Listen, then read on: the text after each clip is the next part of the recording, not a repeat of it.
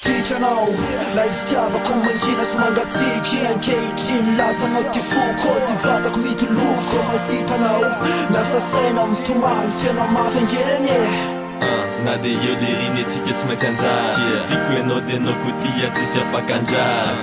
fa nirika araka mandraky zay ka beta hoaniny teny pantsy milay efa ela no nanasako akako ny fonao Valeri manitsakitsaka ny sonao avelao iny fapantinlay avelao any fazamolamandray efa ela no nanasako akako ny fonao Valeri manitsakitsaka ny sonao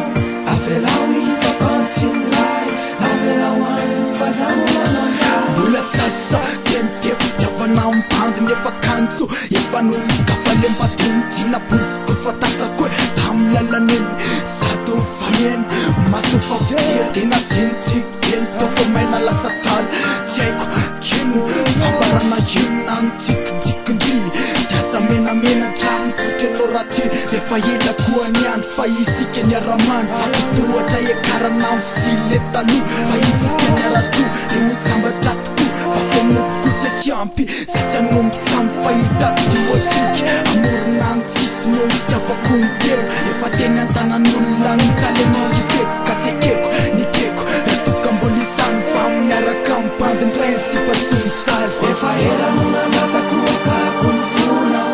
Valeri manitsakitsaka ny sonao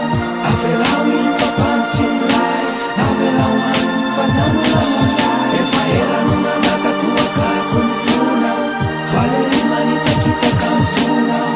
avelao iny fapantinlay avelao any fazamolamandray iraiko ianao mba hoe tena ray teny an-tanany tsy tiako ianao nitsaloka nomeko tolo-tanany satria ty anatiko no misy mihafanany so ihany ianao nitiaviko na de kizo mpandeakamo taroko re taroko teo amba fahatya ianao mijerijero sady tonga sangisany tsaro moty valina pasole riteko